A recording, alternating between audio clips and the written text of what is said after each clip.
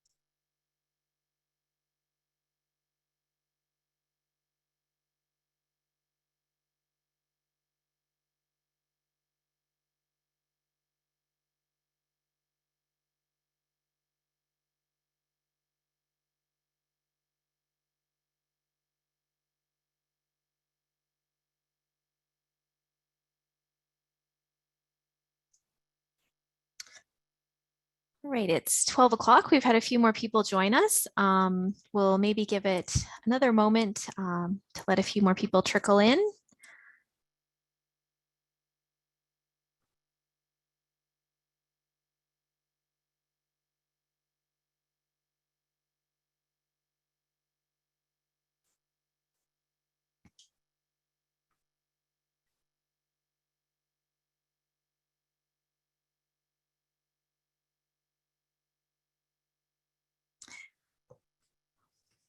Well, in the interest of time, I want to respect everyone's time today.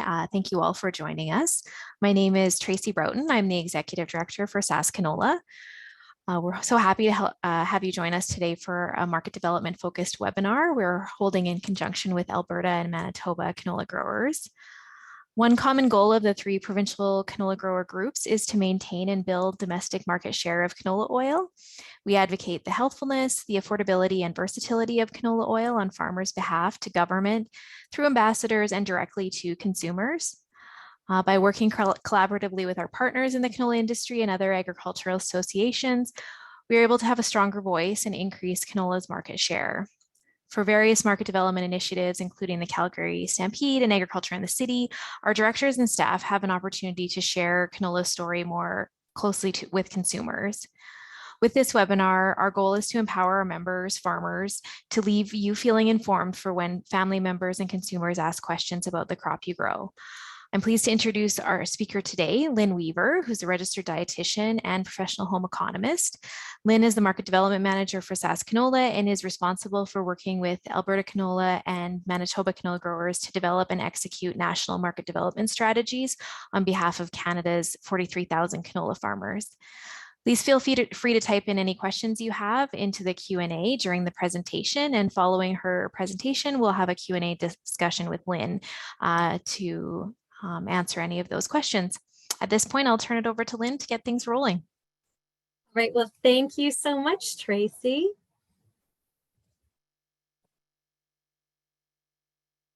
Just going to share my screen and we can get started. So I want to present today a Canola 101. So talking about nutrition and some of the culinary benefits of canola that you might not know. But a little bit about me. I grew up surrounded by canola and wheat and barley and flax in Camrose. And as many small town girls do, I wanted to move to the city. So I packed up, of course my parents weren't happy, and moved myself to Toronto. I studied nutrition at Ryerson and completed my dietetic internship at Mount Sinai Hospital. I've worked in several non-traditional roles in sales and marketing and promotion at Nestle Canada. Canadian Living Magazine, Loblaws, and have consulted for several commodity groups. I also had a really amazing experience. I was able to work in home care. So I actually got to see what people do in their homes. I am now so fortunate to work at SAS Canola as market development manager, and I'm happy to get back to my prairie roots. I'm also very proud to work on the Canola Eat Well campaign, along with the fabulous Jen Dick from Manitoba Canola Growers Association. The three provincial groups, as Tracy mentioned, Alberta Canola, SAS Canola, and Manitoba Canola Growers, have joined forces to create a national canola marketing campaign to utilize resources and stretch our dollars to reach Canadian consumers to increase the demand for canola oil in Canada. Canola Eat Well is a consumer program and website designed to inspire Canadians to choose canola oil in their kitchens. Please do visit or follow us online for recipes and to meet our community of farmers, chefs, dietitians, and home economists who share why they choose to use canola oil in their kitchens. I am so happy to be here this afternoon to share with you my passion for both food and nutrition, and of course, the crop that you grow, canola. So let's get started. But at any time, if you have any questions, I'm here for you. So this is your presentation. So if there's anything that I missed or went over too fast or any burning question that you have, please let me know. But we also have designed left time at the end of the presentation.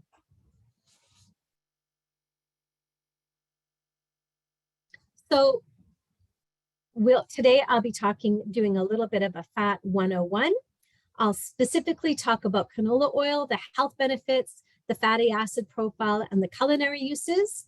We'll be talking about trends and questions. Fat is an essential nutrient along with protein and carbohydrates. Our body needs fat to boost energy, protect organs, and produces hormones to help with nutrient absorption. Fat is a concentrated source of energy and contains twice as many calories per gram as carbohydrates and protein.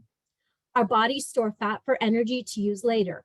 Our muscles use fat as an energy source during light activities and rest. Fat also insulates us and helps us to keep warm and surrounds our organs to protect them from injury, from bumps and bruising. Fat satisfies hunger and takes longer to digest than any other nutrient. Fat also helps us absorb fat-soluble vitamins, A, D, E, and K. So when you're taking your vitamin D, which you still be doing this time of the year, take it with a meal containing fat for better absorption. And did you know that when you saute that broccoli or those delicious leafy greens in that delicious garlic-scented canola oil, that canola oil helps you absorb the fat-soluble nutrients found in broccoli, such as beta-carotene, or found in the broccoli, such as beta-carotene. Research also shows that when you eat a salad without dressing or a low-fat dressing, not only do you eat less, but it's also less nutritious. Did you know that our brains are also 60% fat? So we really need to make sure that we're eating the right kind of fats and the healthy fats in order to protect it. Fats are found in most food groups, such as animal and aquatic proteins like beef, chicken, pork, salmon, and sardines. In plant foods, such as olives and avocados, nuts and seeds. Solid fats like butter, cheese, lard, coconut oil, and margarine. And vegetable oils like canola, olive, soybean.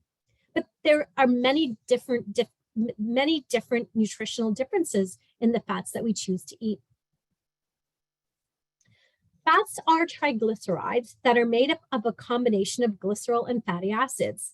Depending on their structure, fats are classified as either saturated or unsaturated. Saturated fats have no double bonds. So you can see on the top of the infographic that saturated fat is nice and tight and hard, while the monounsaturated and the polyunsaturated fats have either one bond for the mono, or polyunsaturated have more than two bonds.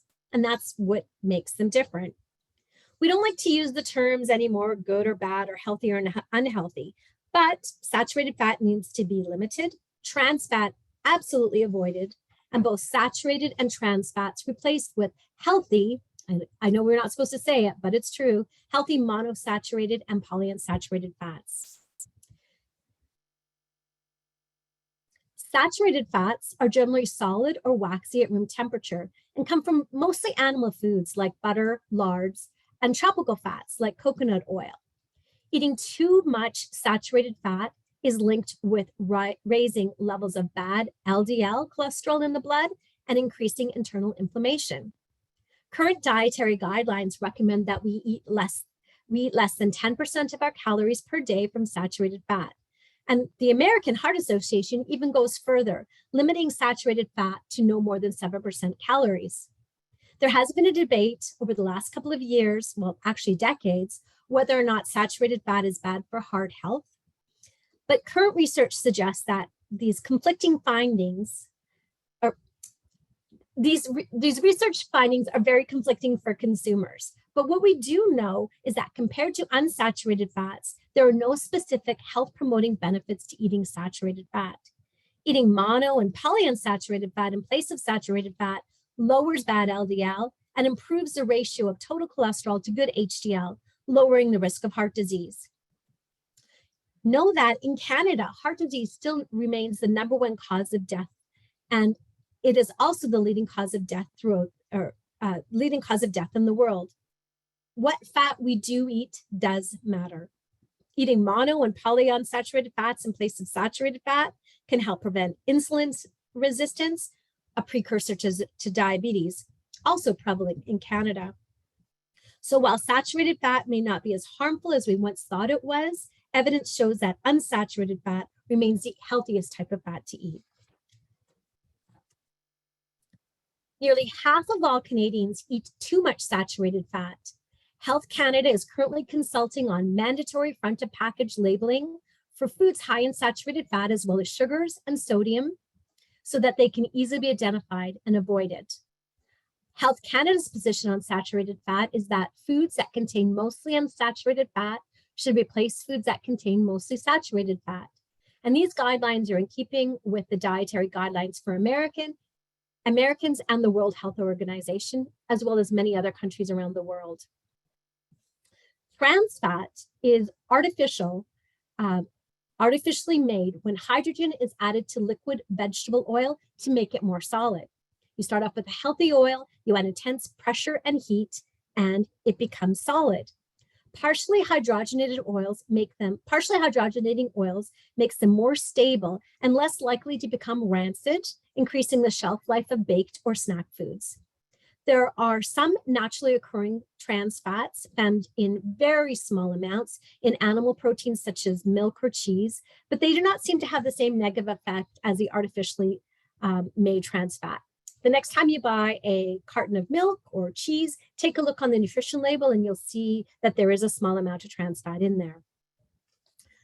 Artificially trans fats are bad. They are really bad.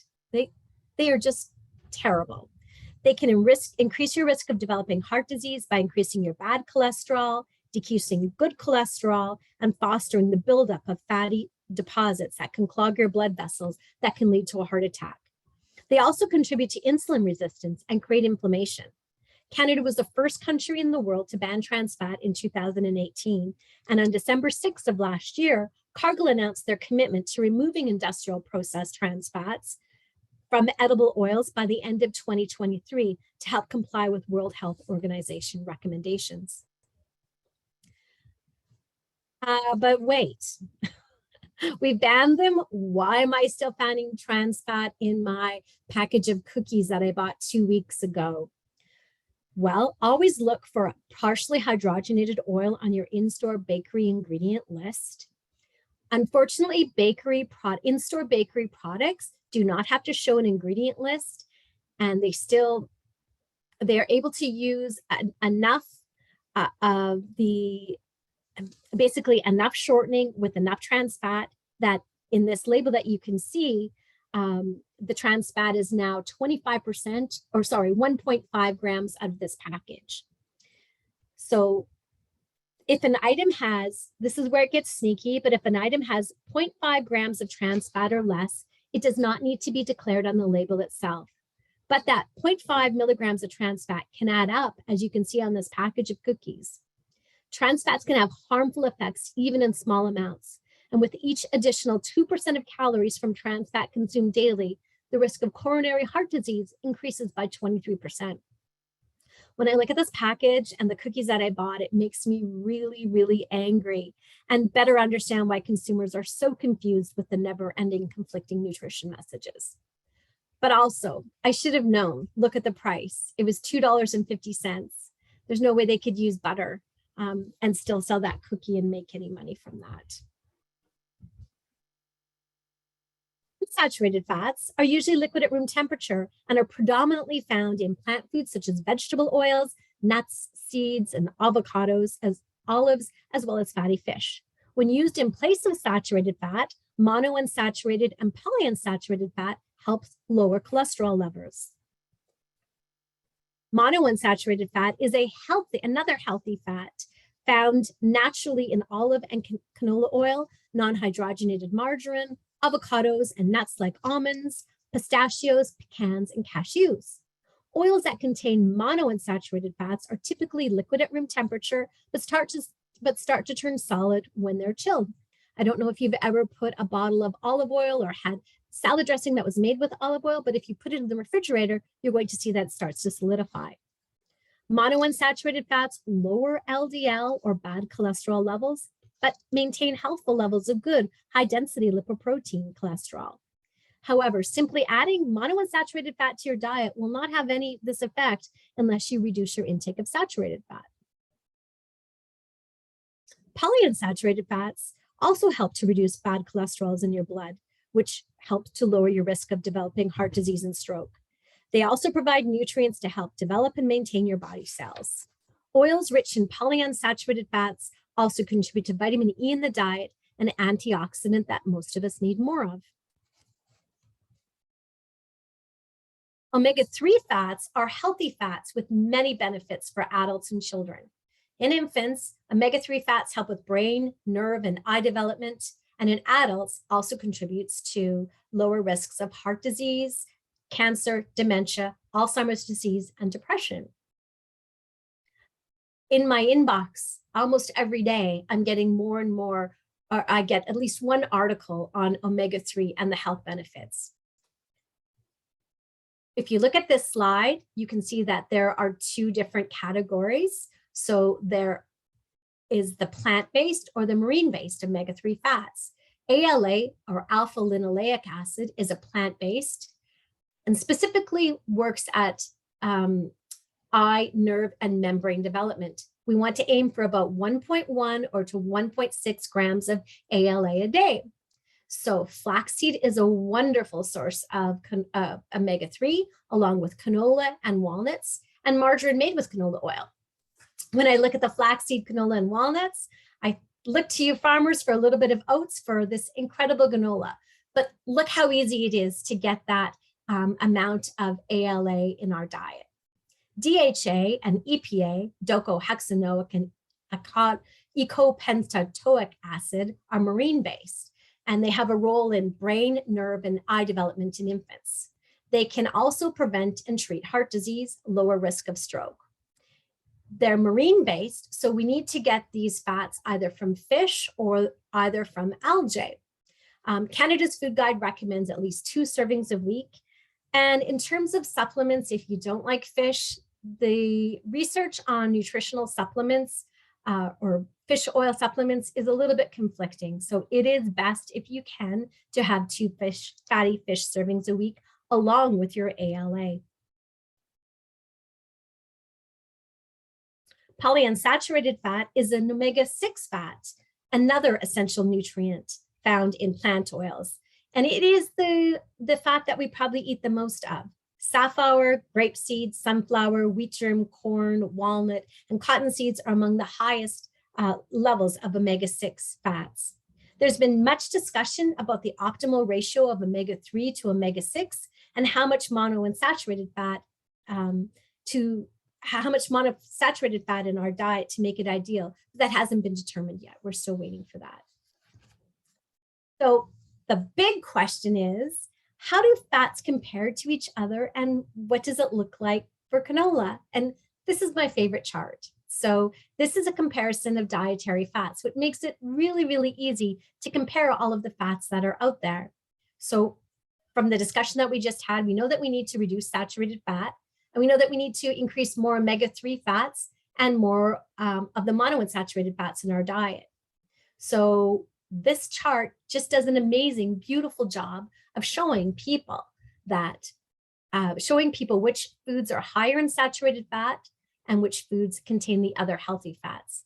And look at where canola is. Canola is number one. So canola is the lowest fat, the lowest common culinary oil in terms of saturated fat. You can also see that nice amount of omega-3 fat. Second or the first in terms of omega-3 would be flaxseed oil, but there are limited applications for flaxseed compared to that of canola. But we do need to eat more flaxseed in our diet as well. So do make sure when you're making pancakes or muffins, you're going to use olive oil for your oil and add in a tablespoon or two of cracked or crushed flax seeds for that extra health benefit. And people are always surprised when we talk to them about canola oil or coconut oil.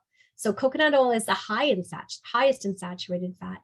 And again, from the discussion that we just had, we know that we need to reduce the amount of saturated fat in our diet. So this chart just does a beautiful job. I added some other common culinary oils that are starting to appear on the shelves, and that would be grapeseed, avocado, sesame, and pumpkin seed. But again, look at canola blows them away. Canola is the lowest in saturated fat and has the most amount of omega-3 fat in it.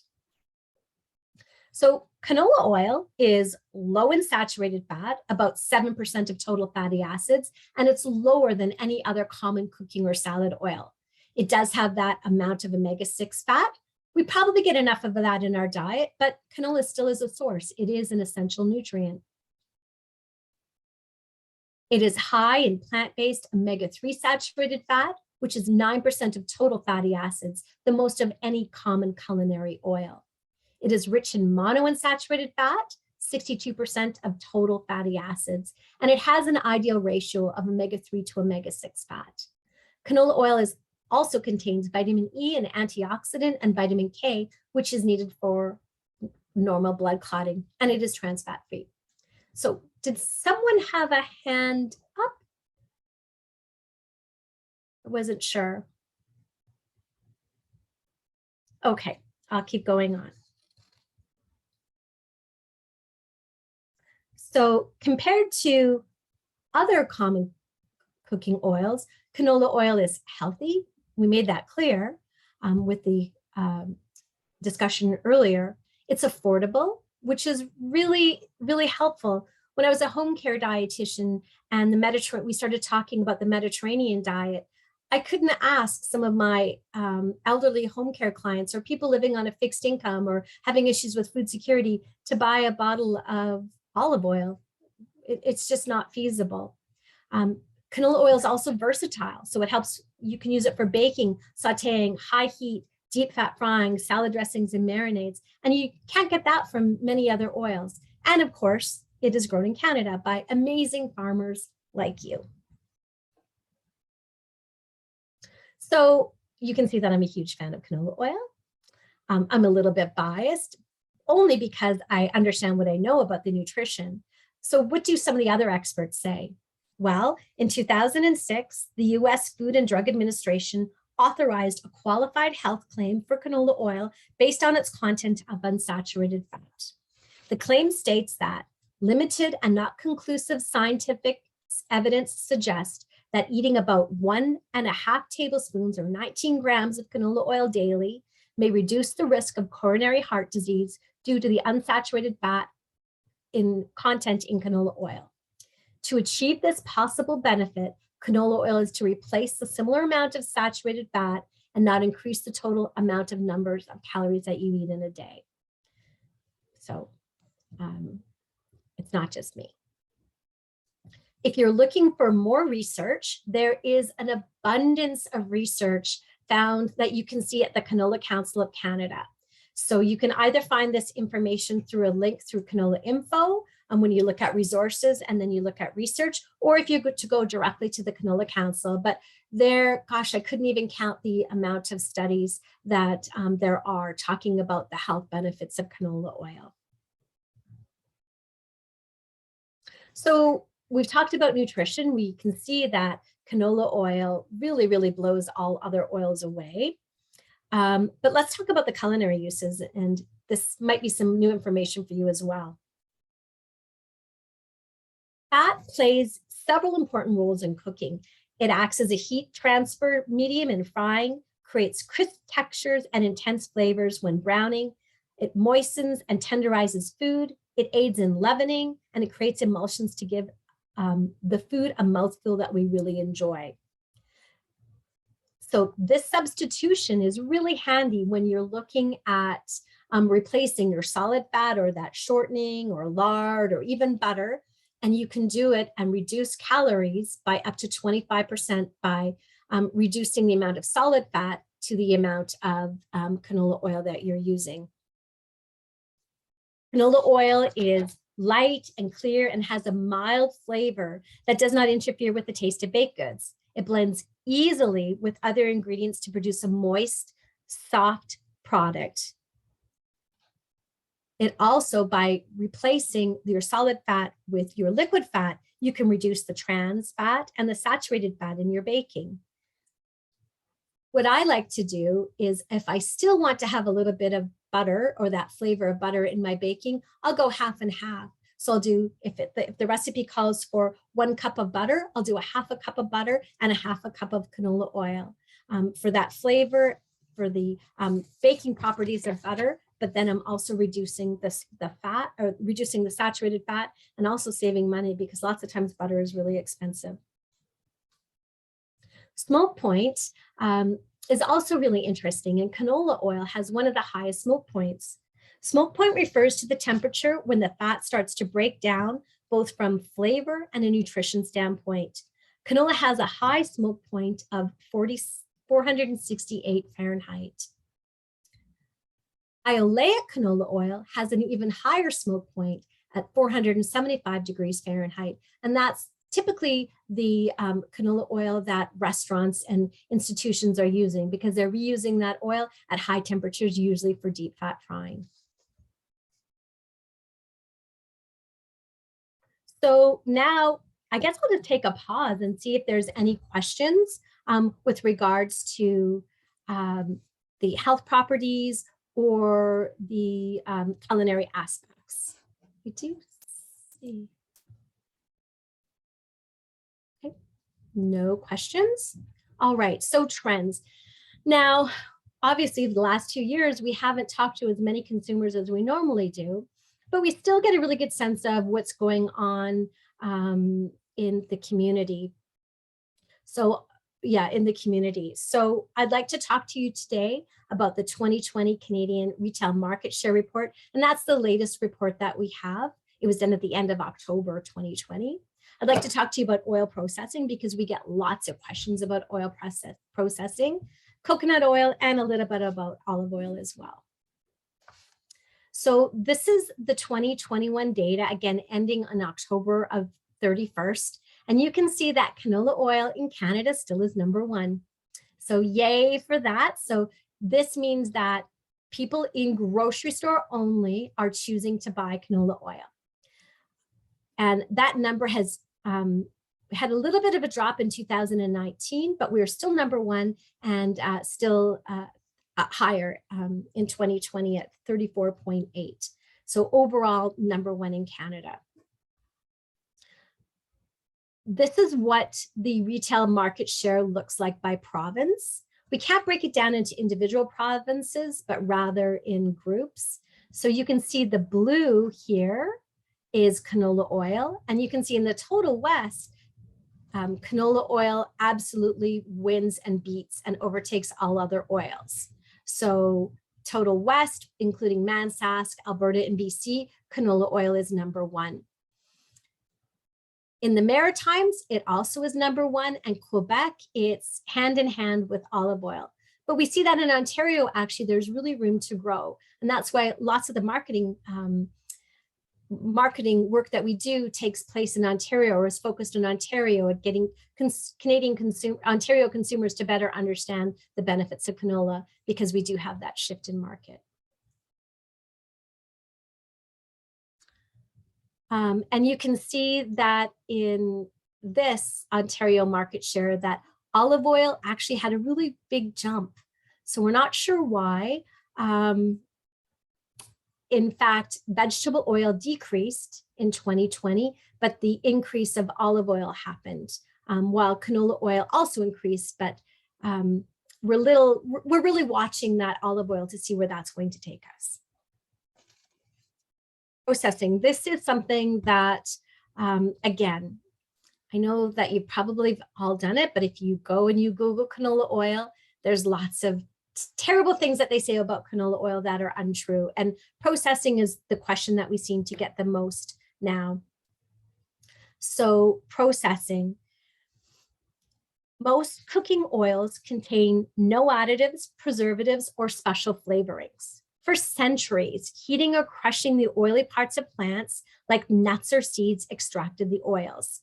In more modern times, the process of extracting vegetable oils has become much more efficient. Manufacturing cooking oil now involves cleaning, grinding, and pressing the seeds and extracting the oil with a chemical solvent such as hexane. Most oils are then refined and mixed with an alkaline substance. They're washed and filtered and then distilled.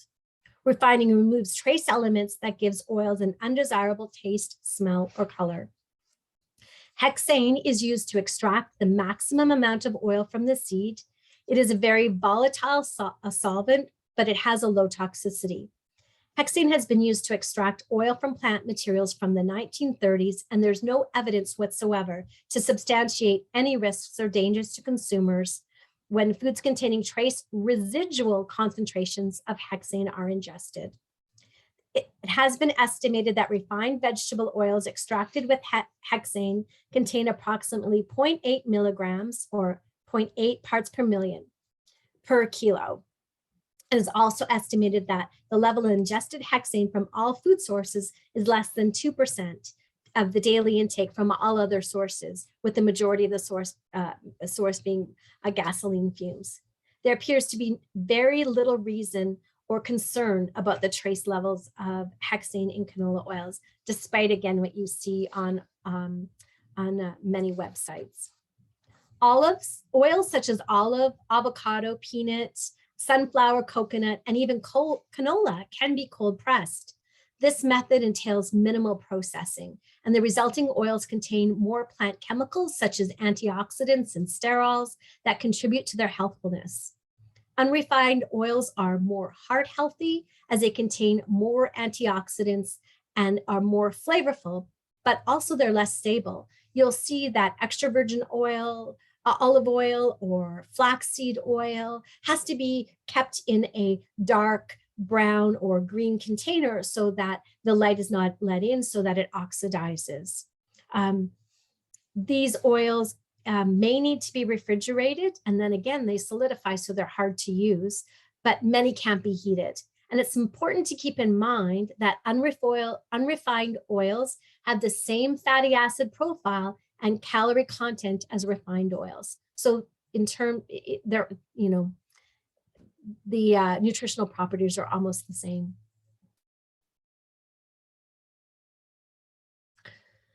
So why was or is coconut oil so popular? It's often dubbed the world's healthiest oil and has been shown to do a miracle of things. So boost brain health, speed weight loss, prevent heart disease, prevent tooth decay. Gosh, when you Google why coconut oil is good for you, a million reasons come up.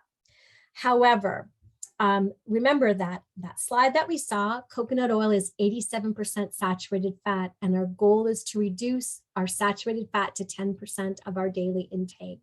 So it's not going to be terrible to use coconut oil, but as a fat substitute to a poly or a monounsaturated fat, it is not a good choice. Coconut oil may not raise blood cholesterol as much as butter, but again, it's that saturated fat. It also doesn't contain any omega-3, and it doesn't contain any vitamin E, that nutrient, again, that protects our brain cells and boosts the immune system. What's also interesting is while this was really, really popular, coconut oil was really popular for about 10 maybe even 15 years, the latest retail market share report did show a decrease since 2018. So it's going a little bit out of popular. I would think because it has such a strong flavor, it is high in saturated fat, so people are looking for more healthier options, and it's also very expensive. And also now I'm reading more things about sustainability and coconut. So olive oil. Well, olive oil, as we saw in Ontario, it's kind of taking over market share. So why is that? Many studies continue to confirm the health benefits of the Mediterranean diet, which cuts the risk of heart disease and stroke. The diet's nutritional benefits probably come from various sources, but the generous use of olive oil appears to be a key contributor. Regardless of the type, olive oil is high in monounsaturated acids, containing about 75% by volume. And when substituted for saturated fat, monounsaturated fats lower your bad LDL cholesterol. The health benefits of olive oil have been attributed to its antioxidants and anti-inflammatory properties.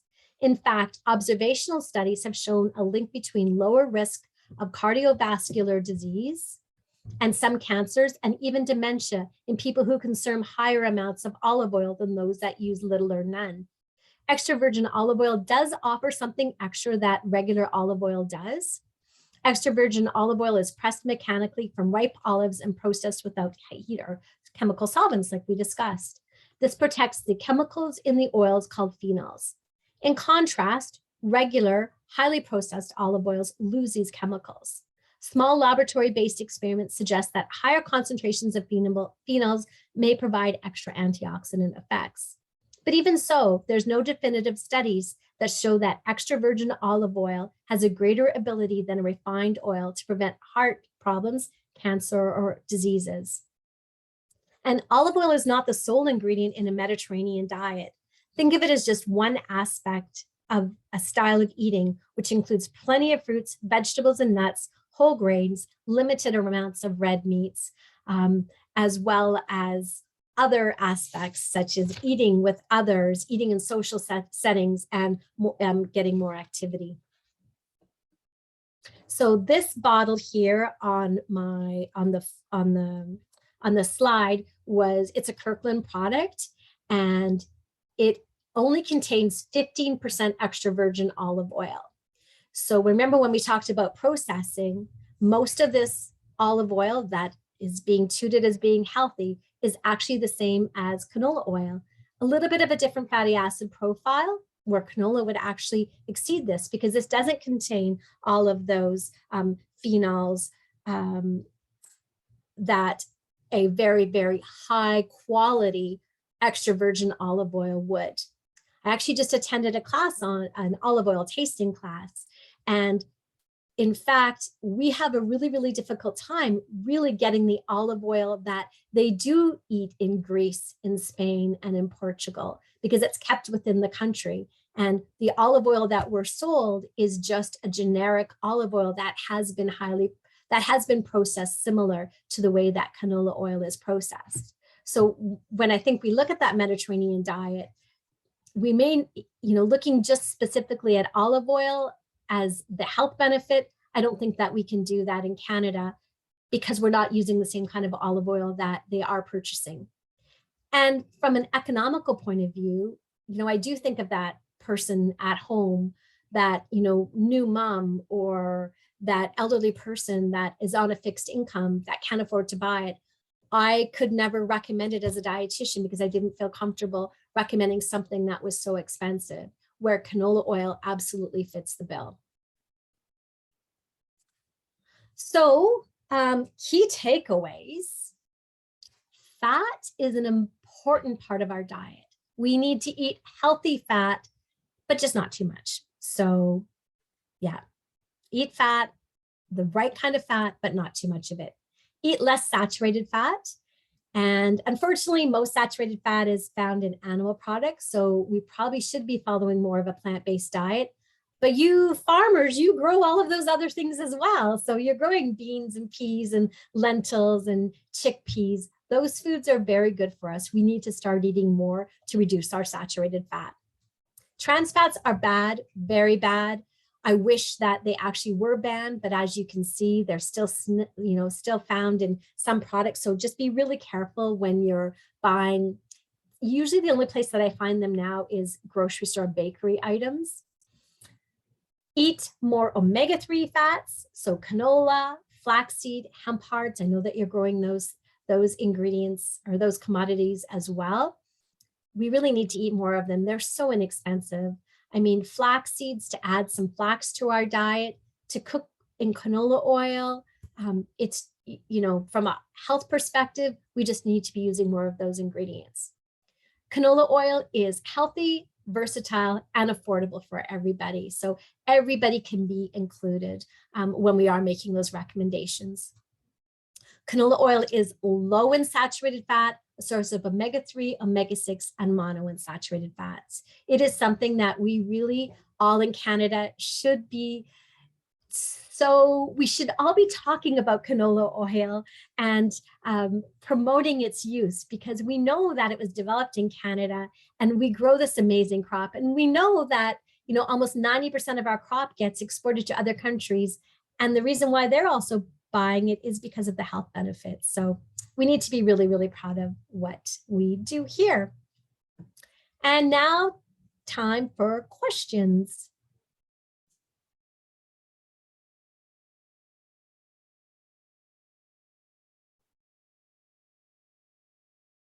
Any questions?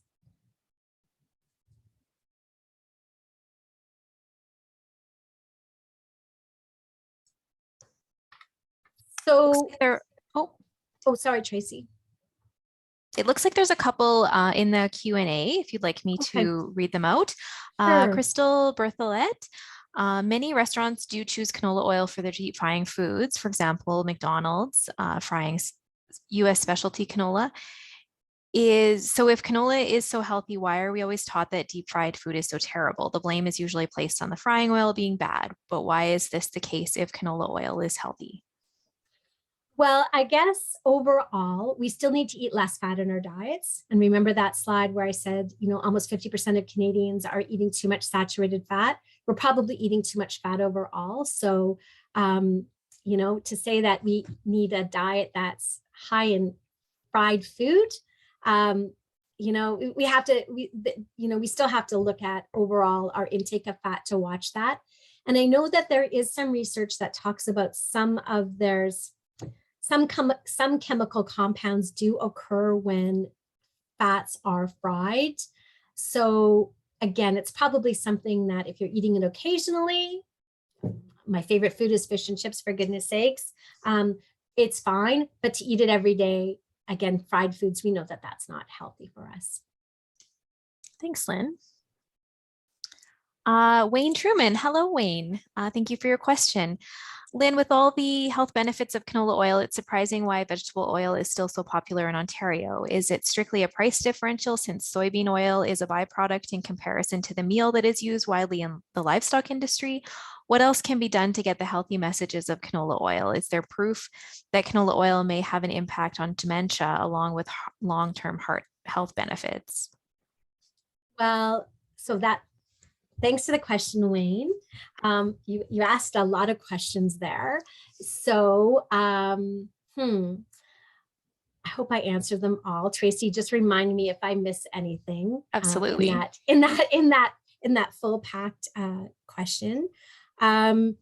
So in terms of, to get to your first question about canola oil versus vegetable oil in Ontario, I think because they do process in Ontario that vegetable oil here, from what I see in the grocery store, it's usually priced alongside of canola oil. So they're usually comparable to each other. So I don't see much of a price difference. I think that in Ontario, we also have a lot of new Canadians, that people that may be new to Canada, and vegetable oil is something that they're more familiar with. So they're not familiar with canola oil. So that's why they're choosing that. And we are trying to focus our efforts really in Ontario to really understand why. And we do consumer-based research to understand why consumers are not choosing canola oil like they are in other parts of the country. And that really is our focus. Now, there was another part to that. Yeah, sure. So is there proof that canola oil may have an impact on dementia along with heart health benefits? Absolutely. There's tons of proof in terms of heart health. And again, that statement made by the American Heart, the American Heart Association. But if you were to look at, Canada, the guidelines say to use less saturated fat. So eating less saturated fat is a really, really important part of heart health. And when you look at that fatty acid profile of canola, it just screams heart health to me. So it's low in saturated fat and has that nice amount of omega-3 fat. It has a really nice ratio of omega-3 to omega-6 fat. So it's in a nice ratio. And it also has that monounsaturated fat. So And what about dementia? there is some research on dementia as well. Um, yeah, I would really, well, Wayne, you can call me anytime. But that site that I gave you for canola, the Canola Council has lots and lots of different research in there. Excellent, thank you. So we have a few more questions that have come in. Amy Haslam, how do we get this information to influencers on social media who may be sharing misinformation? Yeah, that's tricky. So that is something that we do at on Canola Eat Well is, we are spreading positive and healthy and the right messages. So that is why we do work with influencers in Canada as well. And yeah, we honestly have lots of work to do. And it's so frustrating when you see the misinformation. And, I always think people love to hate things. They love to hate dairy. So milk is always like vilified. Beef, I mean, my goodness. While we need to eat less saturated fat in our diet, my goodness, there is a place for beef in our diet. And canola oil and eggs, like there's always something that people seem to have a hate against. And it's so unfair that it's canola oil for whatever reason. But just down ground that it is a healthy option. It is we are so lucky to have canola in Canada because of that healthy fatty acid profile. And if you ever need any help or have any questions, please don't hesitate to reach out to us because we can help you. Thanks for that. Okay, so we have one more question here from Oris Federuk. Are there any real benefits to using olive oil versus canola oil? I think there is a perception that olive oil is very healthy. Do you have any comments on that? I think you have lots of comments on that. I do actually. I think if you were to compare extra virgin olive oil to cold pressed canola oil, there would be no difference at all. There would be a flavor difference, but in terms of all of those antioxidants and phenols, they would be very comparable. But if you were to compare extra virgin olive oil to the regular canola oil that you find in the grocery store, then of course, but remember, there's no definitive studies that show that extra virgin olive oil has a greater ability than refined oil to prevent heart problems, cancer, or diseases. Now, remember, just like I mentioned, the olive oil that we're getting in Canada, the olive oil that we're getting in Canada is often adulterated. So it often has other oils added to it. And it is most likely, unless it's very expensive, between $30 to $40 a bottle, most of it would not be extra virgin olive oil. Most of it would be blended. Good information. So I hope I answered that question. Thanks, Lynn. And when you buy canola oil, you're buying 100% canola oil. You can be assured that that's exactly what you're getting in that bottle of oil, where some of the olive oils, you don't know exactly what they've been blended with, even though they're not labeling that on the label, which is unfortunate.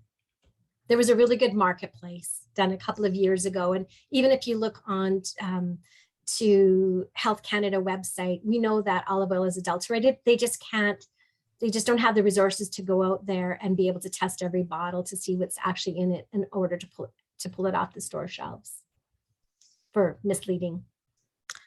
And so that's interesting. Is that because it's imported and there's different requirements for labeling for food processors in Canada versus imported foods? I just don't think they have the resources for all foods in Canada. So we Mm, see that even with probiotics. There's lots of probiotics that have health benefits that we know that aren't true. They shouldn't be on the store shelf, but they just can't regulate. They can't regulate and police like we would like them to in order to have those health claims. interesting. Thank you. Are there any other questions for today?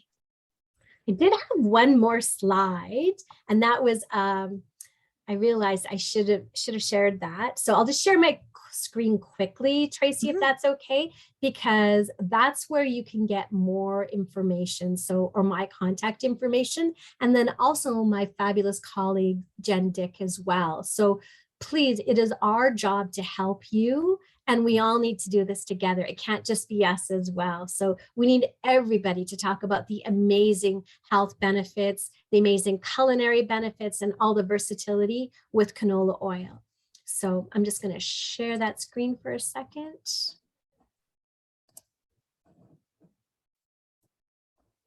Sorry, I'll just give my last slide here. Just so you know how to contact us. There we go. And there's my fabulous colleague right there. But you can contact me at SAS Canola. Jen is at Canola Growers. If you're looking for amazing resources, go to Canola Eat Well for fantastic recipes. Canola Info has more information about the health benefits. And then all three of the provincial groups have really great information as well on their sites as well. SAS Canola, we just upgraded our website, and there's the amazing story about canola. And I know Alberta Canola has some really great resources for students, and canola growers also some great information. So that's a place to get started. But if there's a particular question that you have that you just need to have someone walk you through it or talk you through it, this is what we're here for. Yeah, thanks very much, Lynn. All right, thank you to everyone for joining us today. And this session was recorded, so we will be able to share it after the session today. And if you do have any further questions, I do encourage you to reach out directly to Lynn or Jen, and as well as any of the provincial grower groups. We are always open to hearing farmer feedback, and we love to hear from you. So with that, I'll bid everyone a wonderful day. Thank you. I thank you, everyone.